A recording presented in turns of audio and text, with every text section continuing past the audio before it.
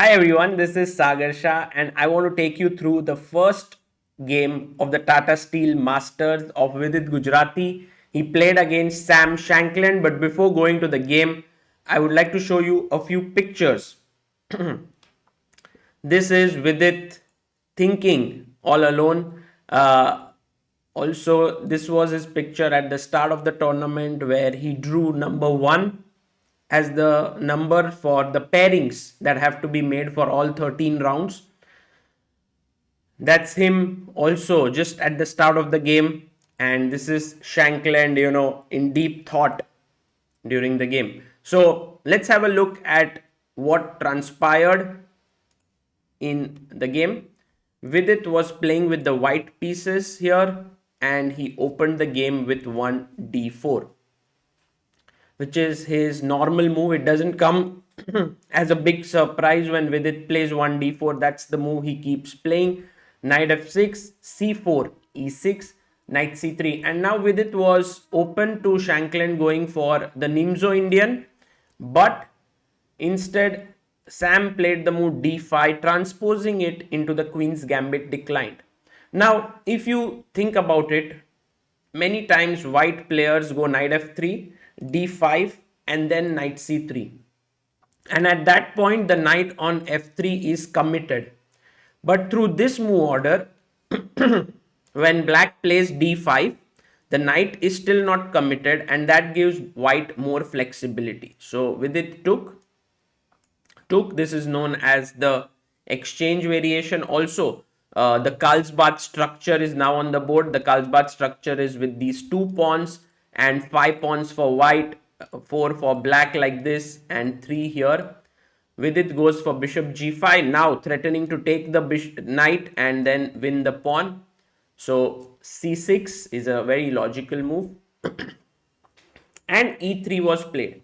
Now, in general, in Queen's Gambit, you're playing against this bishop, but here the bishop has a free ride to f5 square where it's very active and well placed. The only challenging move here is Queen f3, which I believe Vidit would have played. And then you go back, take, and this is a position which is quite debated in theory, whether it's equal or maybe a very small edge for white. I'm sure that Vidit had some ideas up there. But Sam played bishop e7. Now he's ready for putting his bishop on f5, but Vidit says you are not going to get it. And so the life of this bishop still remains sad. Okay, here he castled, and Vidit now played the move h3. Now this is a relatively lesser played move because Queen c2 has many games played, like maybe 4,000 or so, while h3 has only around 100 games played. But this is a specialty of Matthias Bluebaum, who is a German grandmaster, and he plays this a lot. It's like a waiting move. You're waiting for black to reveal his cards. Will he go knight bd7 here? Will he play h6 at some point? If he plays h6, I'm very much interested to go back and then use this with g4, g5. So all these things are normal, even knight bd7, queen c2, rook e8, and I guess you transpose into some kind of mainline theory. Or maybe Vidit had some new ideas here, but Shankland also surprised him in return with knight e8. Shankland said, well, I'm going to play something which Vidit may not have much idea about. So he's offered a bishop trade. Vidit said, I don't want to do it. Shankland said, you have to do it. And now came the move queen f3. Black played queen f6 and knight g2. After takes, knight takes. I already like white's position slightly because it's quite harmonious, and white can now start playing g4, h4, g5.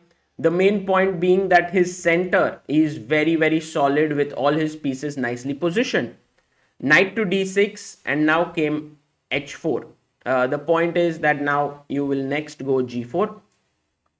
So rook e8, and you can't really play g4 for now. What is the reason for that? Try to pause the video and figure out. It's a simple one here, but I have some more questions for you. So whenever I ask one question, please try to pause and think what the move would be.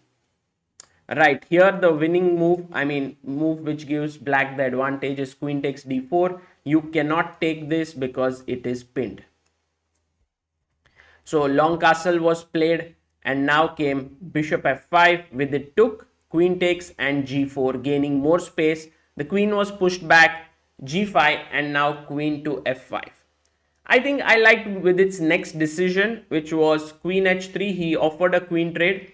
Maybe it doesn't fit into the position because he's attacking here, and a move like h5 suggests itself because you want to go g6, and if he takes here, you want to bring your rook and attack the king. But maybe black also has his chances here with, something like knight b4. All of a sudden there is a mate in one threatened here, which is not so easy to handle. And the position becomes quite complicated. So that's the reason why another option here could have been, instead of queen h3, knight ce2, with the point of going knight g3, kicking the queen out. But knight e4, queen, knight g3 takes, and I think this is very similar to what happened in the game where white has a small edge. So queen h3, take, knight d7, with it went b3, just taking control, knight e4, he took, king came to d2 with the idea of pushing the rook away, the rook came back, now you can't play f3 because e3 is hanging, so with it went knight e2. I was wondering if a move like h5 makes sense here. I like this very much. I'll show you what my point is. After knight b6, with the idea of rerouting the knight to d6, which is a good square for it, I go rook g1, knight c8, g6, and after take h6, which closes the h file, I go knight d3, and I'm going to put my knight on a very beautiful square on e5. I guess this could have been one way of approaching this position, but with it went for the move knight e2, and after rook e6 came knight g3, g6, h5. White is creating a lot of play on the king side, but Shankland now kind of felt that he should also indulge in some active play, and he played the move c5, which was nice. And there were some options here like knight e2, so that if you take on d4, I'll take back with the knight, because you want to leave your opponent with an isolated pawn. Another option was rook h4, so that when he takes, you want to take back with the rook. But with it went rook d h1, and here Shankland played the move rook e7, which I felt was slightly passive. Here black could have gone for some active play, and how could he have done it? He could have taken here, and I think Vidit would have taken back. But the very enticing move is hg6. The point being that if you take with the h pawn, it's already mate in 2. But first you take on e3, f takes, and now take with the f pawn. So white is forced to take here, and then you play knight f8, check, king g7, and this position is right now completely fine for black because the h7 square is guarded, e3 is weak. I guess Vidit would have taken here, and then the game would have continued maybe with knight f8 like in the game. He played rook 8 e7, with it went rook c1.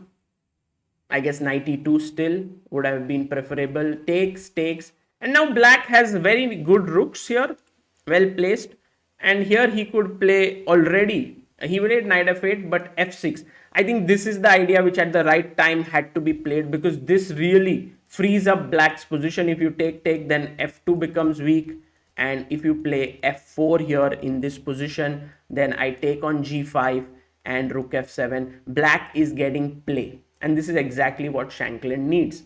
But the moment he went knight f8, rook c5, here once again black to move. How should black play in this position? Try to pause the video and think. It's one of those moments where when it starts to spiral down, you start making one bad decision after another, and this is exactly what happened here. Instead of playing actively with f5, you found this move, kudos to you. Because gf6, rook f6 is already a great position for black, and if you take on d5, then I go f4 with the knight moving back, I give a check, I'm threatening to take this pawn. A2 is weak and the position is very nice for black. So rook d6, you will see that how Shankland got into a passive mode. He brought both his rooks passively on the d file, protecting his pawn. His idea is now to challenge the rook with rook d8, but with it was like knight e2, fantastic move. Take and put his knight on f4, which is looking at the d5 square. Already white is naggingly better with a superior minor piece, but it's not over. Black has to go for g takes h5, no matter how ugly it looks. The point is that if you take with the knight, I come knight e6, and you really don't have too much play, because knight f6, king g7, rook h7, king g5, and this is king g6, and already black is getting a lot of play here. But the point is, he went f6 here. I think Shankland got a little bit nervous after seeing variations like knight e6. Here white is clearly better after take and rook c3. The rook is planning to enter on c7, and after here you play king e3 f4 and moving your king in. It's a very dangerous position for black. Like, you even if you try to hold this in this manner, you're going to lose. So seeing these variations, maybe he wanted to now get active, but this was not the right moment. With it, took on f6, then after king f7 he took on g6, and now he brought his knight back to d3. Fantastic move by Vidit. After king here, he gave a check. The knight is coming to e5. If you go king g5, I have rook f7, so he had to go back, and now knight to e5. Shankland instantly played king e6. This was 38th move in the game. Vidit had roughly around 6 to 7 minutes on his clock, and here he had a very strong move. If he had played it, I would like you to pause and try to think carefully, what should white do here. So the best move here was rook f7, but you cannot play this move. I mean, it's a fantastic move. If black plays rook b8, then you have f4 and you have complete control. You will slowly improve the position, maybe get your king slowly from e3, f3 to g4, g5. White is just dominating, but the move that had to be considered is knight to d7. I don't know if you saw this. This is where you have to calculate the pawn endgame. So try to pause the video once again and look if everything is exchanged on d7 after take. Is this position winning for white? Try to figure it out. Vidit had 5 minutes on the clock and he was unable to do so, and he didn't go for this risky variation. But let's now analyze. King e3, very good move. You are planning to go to f4 and g5. Opponent goes king e6, and now you go king f4. Now notice, if I get king g5, you will be forced to go back, and then when I play f4 f5, you will have to take, and I will take with my king, and I will come to e5 and I will win your pawn. So it's very important at this moment to stop king g5 for black, right? So king f6 is forced, and now comes the move king g4. I'm throwing the ball in black's court, and I'm asking black, what do you want to do? So black can either start playing with his pawns here, when I will play f4 and I will fix this pawn, and then whenever the king moves, I will again get king g5, which was very good for me. Or black goes g5. Let's quickly look at both options. If you play b5, then first I will go b4. I will stop you from gaining space, and in this particular scenario, everything wins. Like, even f4 should completely win. King g5 here and f5. This is winning. Uh, if you even play, let's say, something like a5, then I can go f4, but also thinking about, if I play a4 here, which is a mistake because of g5. Now the position is drawn, because if you think about it, let's say if I go f3, then king g6, f4, then take and king f6. Black has the opposition. Or if you play directly f4, then after take, black has a waiting move b6. So to a5, I shouldn't be going a4. I should play f4. And if you play b5 here, then I need to make a waiting move. Once the move comes to white, he will be able to enter g5. So if b4, a4, king e6, king g5, king f7, and f5. White wins this game like this. So the more tenacious defense seems like g5, trying to gain more space. And now is the moment of truth. This is the moment where you need to think and figure out how should white play. So the only winning move here is b4. Fantastic if you found this. a4 looks tempting to gain space, but after a5, black has more waiting moves, so that is not going to work. We just saw this previously. If I play something like f4, the problem is that after take, all that black has to do is mirror white's position, because then he will be the one who has the final move. Whatever you do, like this. Or if you play a4, I'll play a5. And this will be a zugzwang, it will be a draw. So first you start with b4, gaining space, and then he must play, let's say, a6, then I'll go a4. If you play b5, I will play a5, king g6, f3. Very important. If you had played f4, then after take, king f6, draw. So you play f3, king f6, f4, takes, and this is winning for white. So b6 and you play b5, fixing the structure, and white wins here. He has many waiting moves, and also f3, f4 is on the cards. So this pawn endgame was winning. It looks quite logical after you analyze our rook f7, but with less time chose a4. And now the interesting part is that after a5, all the rook endgames, all the pawn endgames are drawn, because just as we spoke about it, white has given up his flexibility on the queen side, and the same lines now do not really work after g5, f4 takes, and b6 draw. So that's the reason why now Vidit can't go rook f7. But he decided to go king d3. He still has an advantage. Rook b8, rook f7, g5, rook g7. I think Shankland could have still hung on. Maybe king f6 is also possible. Here, rook g8. Well, this is better for white, but he played king f5, king e3, and b6. Maybe a passive move would be that you have to activate this, but anytime you play knight e6, it results in a very pretty checkmate.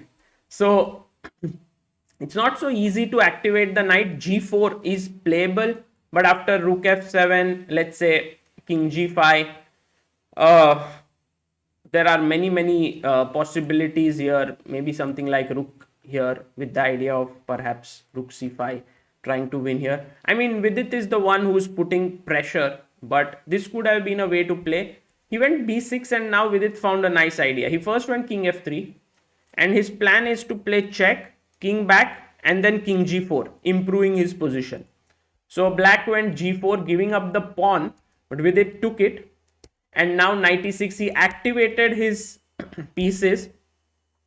Now d4 is hanging, so he went back, rook g4, defended the d4 pawn, b5, trying to gain active play, but now take, king f7, and this phase of the game beautifully played by Vidit. 2 pawns up, but it's still not easy.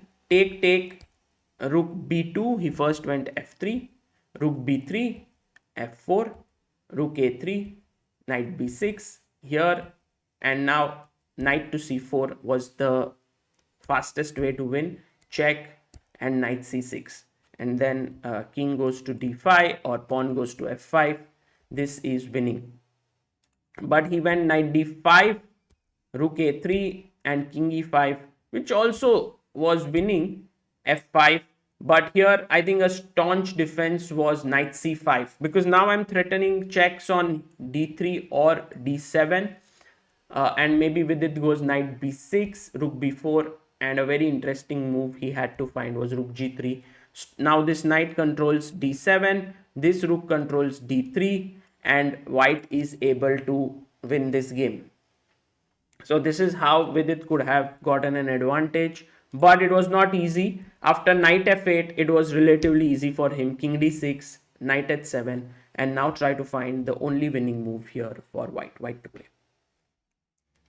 Yes, f6, kudos to you if you found it. If you knight takes, then rook f4 wins a piece. Otherwise, rook g7 check is threatened. So that's the reason why king f8, king goes to e5, rook a1, knight f4, check, king here. Now, all sorts of threats in the air with knight e6. So king e8, check, knight f8, and with it played a very solid move d5 with the idea of knight e6, rook f1, d6, threatening d7, winning the piece here. So rook here and now knight g6. The knight is lost.